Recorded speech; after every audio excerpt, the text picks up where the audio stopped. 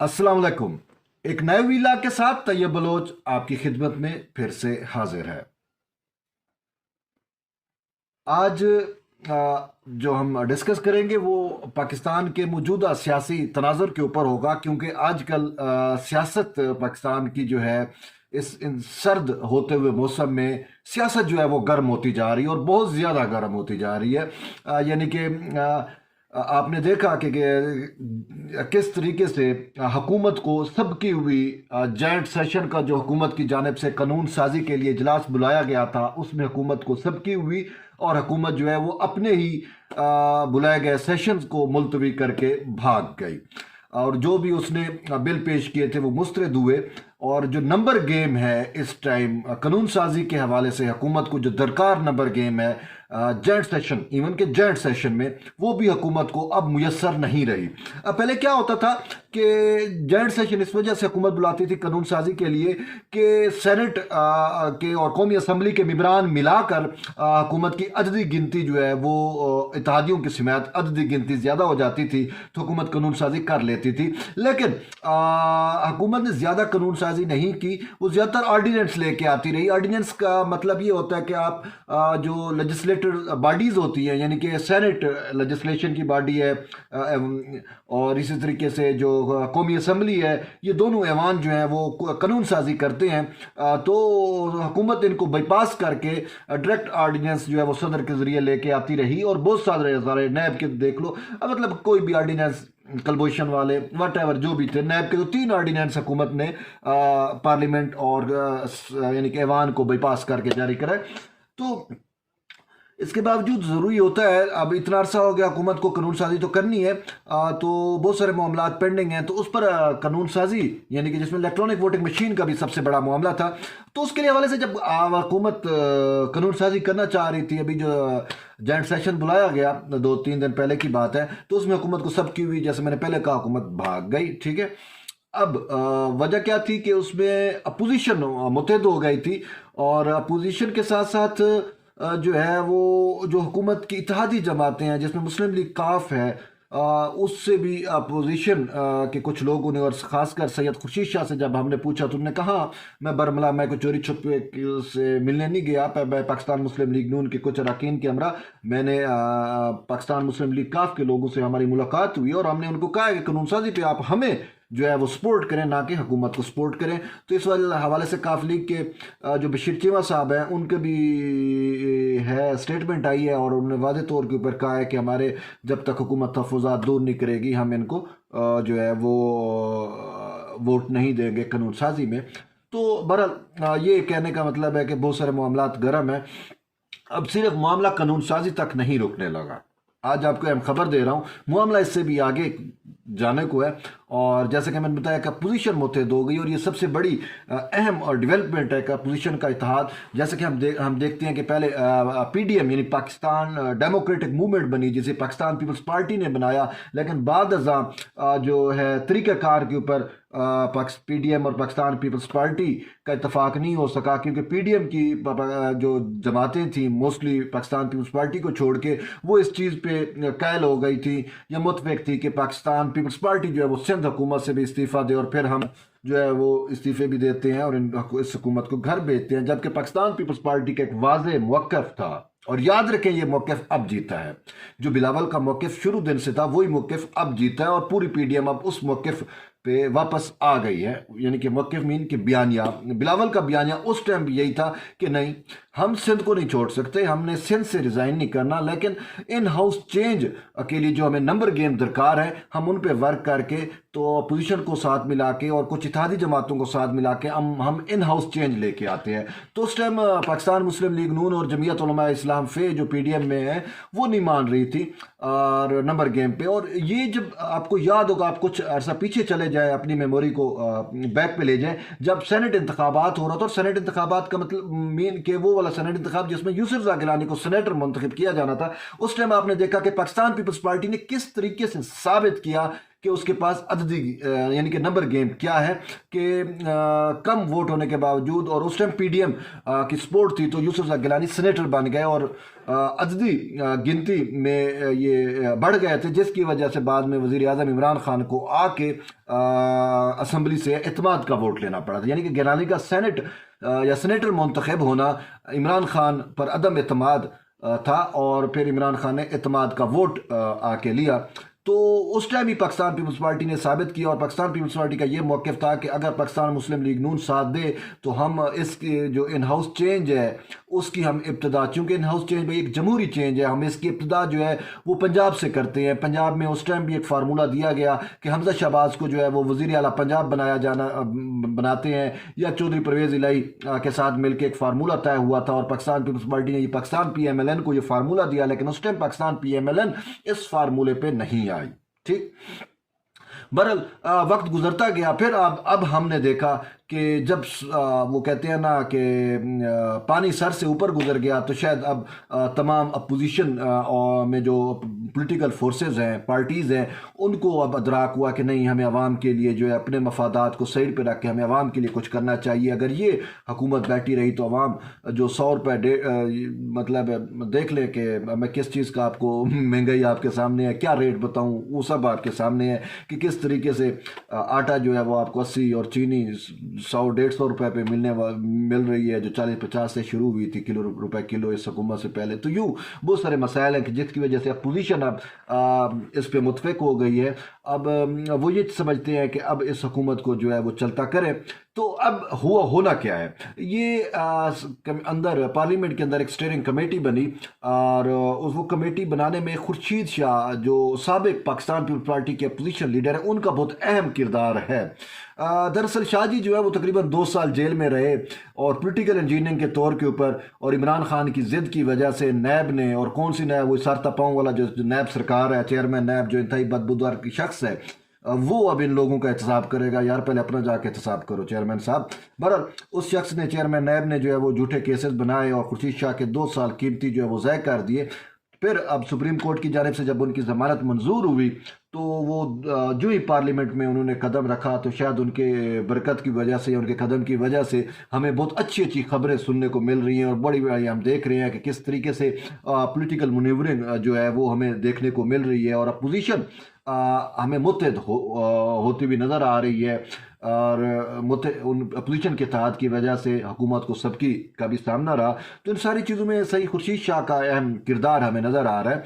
अब मामला चल क्या रहे हैं, जो सबसे अहम हमें चीज़ नज़र आ रही है वो ये है कि पाकिस्तान मुस्लिम पीपल्स पार्टी, पाकिस्तान मुस्लिम लीग, जमीयत उलमा इस्लाम फे, और इस तरीके से दीगर पोलिटिकल अपोजिशन की पोलिटिकल पार्टीज़, चाहे वो PDM में है या PDM से बाहर है, दे आर ऑल एग्री, वो इस चीज़ पे मुत्तफिक हो चुके हैं कि इस हुकूमत को जो है, चूँकि ये हुकूमत मैंडेट चोरी से आई, इलेक्शन चोरी से आई, तो अब ये इस हुकूमत को हम मौका नहीं दे सकते कि ये नेक्स्ट इलेक्शन के लिए जो है नेक्स्ट इलेक्शन ये करवाए, या नेक्स्ट इलेक्शन के लिए कोई कानून साजी भी करे।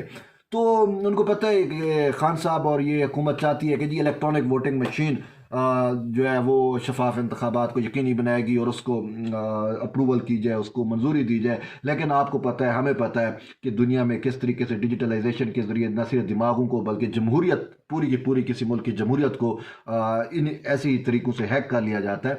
तो इस वजह से जो कन्वेंशनल तरीके हैं वो ज़्यादा बेहतर है, और PDM भी यही चाहती है कि इस हुकूमत को हम ये मौका नहीं दे सकते कि एक किसी ऐसी मशीनों में सॉफ्टवेयर करके तो पूरा का पूरा मैंडेट फिर से चोरी कर ले। तो इसी वजह से बेहतर है कि हम ही आगे आके ये मामला संभालें। अब होगा क्या, अब ये आगे कैसे आएंगे? जो मामला चल रहे हैं वो ये हैं कि अब इन हाउस चेंज लेके आनी है। तो इन हाउस चेंज मतलब है कि जिसमें जो आइनी और कानूनी ओहदे हैं, यानी कि चेयरमैन, सेनेट, डिप्टी चेयरमैन, फिर वज़ीर आज़म, तो इनको तब्दील किया जाना है। ठीक है, अब देखते हैं कि इसकी इब्तदा सेनेट से होती है, कौमी असम्बली से होती है, या फिर पंजाब की असम्बली से होती है। ठीक है, तो मामलात जो हमें नज़र आ रहे हैं, जो लोग कह रहे हैं, जो इक़्तिदार की राहदारियों के अंदर बाज़गश्त हो रही है, वो बाज़गश्त जब हमने सुनने की कोशिश की तो हमें जो चीज़ें मिली ज़राए से, और हतमी नहीं है, ठीक है, हतमी नहीं है, चीज़ें चल रही हैं, फार्मूले तय हो रहे हैं, हम आपको कोई एक चीज़ कंफर्म करके तो नहीं दे सकते, लेकिन जिसे आप क्या सराहना कह सकते हो, एक ओपिनियन है, कोई ख़बर नहीं है। तो तजिया भी ऐसे ओपिनियन मेकिंग होता है, तो मैं आपको वो चीज़ें बता रहा हूँ जो फार्मूले तय हो रहे हैं। इसी उसी फार्मूले के तहत आज पाकिस्तान पीपल्स पार्टी के चेयरमैन ने पीडीएम के सरबराह और जमीयत उलमा इस्लाम फे के सरबराह मुल्ला फजल रहमान से उनके घर में जाके, ये एम्बेसी रोड के ऊपर पीछे साथ ही उनका घर है, वहाँ पे घर में जाकर उनसे मुलाकात की और तकरीबन 40 से 50 मिनट की ये मुलाकात थी। बाद नमाज जुमा ये मुलाकात हुई, तो 40-45 मिनट तक ये मुलाकात चलती रही। उसके बाद आके दोनों ने मीडिया टॉक की और मीडिया टॉक में उन्होंने बताया कि हमने किस किस चीज़ों पे भी, तो वो यही था जो मैं आपको बता रहा हूँ, इन हाउस चेंज वाला। तो अब वही बात है कि फार्मूले तय हो रही है। हमारे सुनने में आया है कि पॉसिबल है कि पंजाब के अंदर हमजा शहबाज सीएम पंजाब बन जाए, पॉसिबल है, और इस पे बात भी हो रही है। और ये फार्मूला तो पहले पाकिस्तान मुस्लिम लीग नून ने भी दिया, सॉरी, पाकिस्तान पीपल्स पार्टी ने भी दिया था, जिससे फिर नून ने इतफाक नहीं किया था। लेकिन अब वही जो मैंने पहले बात की कि बिलावल का बयानिया जीत रहा है, तो वही पीडीएम जो है वो अब इन हाउस चेंज वाले बिलावल के बयाने पर मुतफिक नज़र आ रही है। तो इसी वजह से हमें इत्तेहाद नज़र आ रहा है अब, पॉलिटिकल इत्तेहाद अपोजिशन पार्टियों का, जिसे बिलावल ने यूनाइटेड अपोजिशन का टाइटल दिया।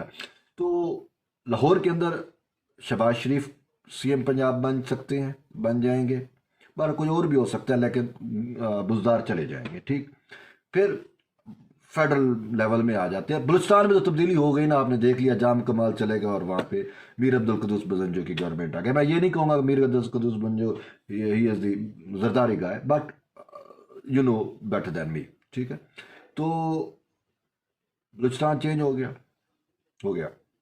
पंजाब में आपको बता दिया कि मुमकिन तब्दीली क्या हो सकती है। Okay, done. अब आते हैं वफाक पे।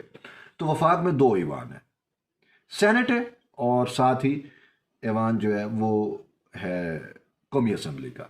अब सेनेट में जो है वो आपके सामने है कि चेयरमैन सेनेट बनाने की अटेम्प्ट हुई थी सैयद यूसुफ रज़ा गिलानी को, तो वो बन भी गए थे, उनकी अददी गिनती ज़्यादा थी, लेकिन उनके वोट मुस्तरद हुए और उनका मैटर अभी कोर्ट में चल रहा है।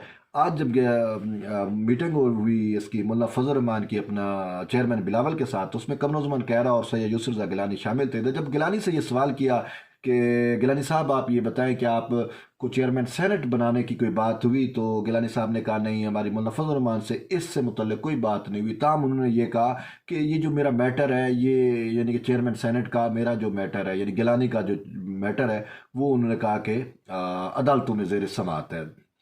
तो अब ये चीज़ है कि सादिक संजरानी ने जाना है, चाहे वो अदालत अदलिया के थ्रू जाए, अदालतें फैसला दे दें तो वेल एंड गुड। अगर अदालत फैसला नहीं करती तो फिर पीडीएम के नंबर गेम या ये मतलब यूनाइटेड अपोजिशन के नंबर गेम पूरे हैं, देन गिलानी साहब वो चेयरमैन सेनेट बन सकते हैं। और बात भी चल रही है कि चेयरमैन सेनेट गिलानी होगा या पीपल्स पार्टी से होगा। गिलानी मोस्ट फेवरेट है। ठीक, अच्छा, फिर कौमी असम्बली का असद कैसर को भी जाना पड़ेगा, और असद कैसर की जगह अयाज सादिक का नाम आ रहा है, जो पहले भी शायद स्पीकर रहे हैं पाकिस्तान मुस्लिम लीग नून के, और डिप्टी भी शायद उनका हो या मुल्ला फजल रहमान साइड का।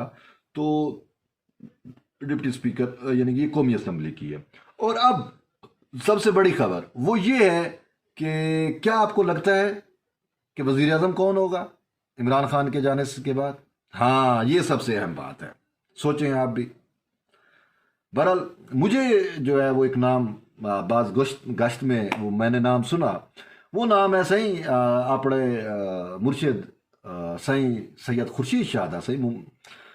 हाँ सही 2 साल दी कैद कट के हैं, ते थोड़े सामने किस तरीके नाल नैब ने उन्होंने खिलाफ झूठे मुकदमात कायम किए हैं। ॾाढी अफसोस की गाल आ सही, मैं खुद इतना सुप्रीम कोर्ट ॾिठा, सिर्फ सही खुर्शीद शाह या उन्हें जे बेटे ने उन्हें खिलाफ ही नहीं, बल्कि उन्होंने मस्तूरात जेह्ड़े सदात फैमिली तो ताल्लुक रखे हैं, सही खुर्शीद शाह दियां बीवियां वो भी सुप्रीम कोर्ट तक आनिया रह गया। बहुत अफसोस की गाल आ सही, ॾाढा दुख थी इन लोगों को असा ॾिठा कि किस तरीके नाल झूठे मुकदमात इन खैर इस हाइब्रिड रजीम का मुकाबला किया। पोलिटिकल इंजीनियरिंग होंदी सही चलता। बहरहाल हम वापस आते हैं कि सैयद खुर्शीद शाह जो है ना वो बनेंगे इंशाल्लाह, जो नज़र आ रहा है कि वज़ीर आज़म होंगे पाकिस्तान पीपल्स पार्टी की जानिब से। क्या आपको ऐसा लगता है? मुझे तो ऐसा लग रहा है। और बाकी मामलात जो हैं वो फिर ये सेटअप आएगा अब मुतहदा पोजीशन का, और फिर ये सेटअप बैठ के कौमी असम्बलियों में कानून साजी भी करेगा, नेक्स्ट इलेक्शन की राह भी हमवार करेगा। उस हवाले से उसको शफाफ बनाने के लिए जो मुमकिन इसलाहात हैं इलेक्शन रिफार्म्स में या इलेक्शन मैटर्स में, वो रिफार्म्स और मैटर्स में वो चीज़ें भी तय की जाएंगी। और फिर नेक्स्ट इलेक्शन का ऐलान भी यही करेंगे। और वो जो एक सेटअप बैठता है जिसे हम क्या कहते हैं, निगरान सेटअप, तो वो निगरान सेटअप भी बैठेगा। तो अब ये है कि लोग जो बात ये है कि पाकिस्तान मुस्लिम लीग नून की ये कोशिश है या वो ये कहती है कि नहीं, हमें फ़ौरन या जल्द नेक्स्ट इलेक्शन में चले जाना चाहिए। बट पाकिस्तान पीपल्स पार्टी वो इस अटेम्प्ट में है कि नहीं, हमें जो है वो थोड़ा सा वक्त लेना चाहिए, थोड़ा सा ये जो टेन्योर है ये भी यानी कि पूरा हो। अगरचे वज़ीर आज़म हमारे हों और पूरा वो जो गवर्नेंस का सिस्टम है, जो गवर्नमेंट का स्ट्रक्चर है, वो हमारा ही हो, यानी कि अब यूनाइटेड अपोजिशन का हो, बट हमें इसको थोड़ा तूल देना चाहिए। तो अब वो बात की बातें हैं, लेकिन ये जो सेटअप मुमकिन तौर पे है वो मैंने आपको बता दिया कि ये कहा जा रहा है सैयद खुर्शीद शाह के अलावा भी कोई और हो सकता है, लेकिन खुर्शीद शाह वज़ीर आज़म होंगे पाकिस्तान के, अयाज सादिक चेयरमैन कौमी असम्बली, सेनेट स्पीकर कौमी असम्बली होंगे, यूसुफ रज़ा गिलानी स्पीकर सेनेट होंगे, हमजा शहबाज हो सकता है जी वो वज़ीर आला पंजाब हूँ। तो इस टाइप का एक सेटअप लेके आने की कोशिश है, जो यूनाइटेड अपोजिशन का सेटअप होगा। अब देखना ये है कि क्या ऐसा मुमकिन है, क्योंकि बहरहाल मुझे क्यों इम्कानात इसमें नज़र आ रहे हैं, गालिब इम्कान जिसे हम कहते हैं मुझे नज़र आ रहा है, वो इस वजह से है कि चेयरमैन बिलावल भुट्टो ज़रदारी ने कहा कि हमारी नंबर गेम पूरी है, हमारे नंबर पूरे हैं और हम हुकूमत को टफ टाइम दे रहे हैं। और बहुत जल्द आप देखेंगे कि बहुत जल्द आप देखेंगे कि वज़ीर आज़म इमरान खान जो है वो घबराएगा। और उसने कहा भी खान साहब को मुखातिब करके, खान साहब अब आपके घबराने का वक्त आ चुका है। अब देखते हैं किसके घबराने का वक्त होगा, आता है कौन घबराता है वक्त आने पे और कौन नहीं। बहरहाल ये तो वक्त ने तय करना है।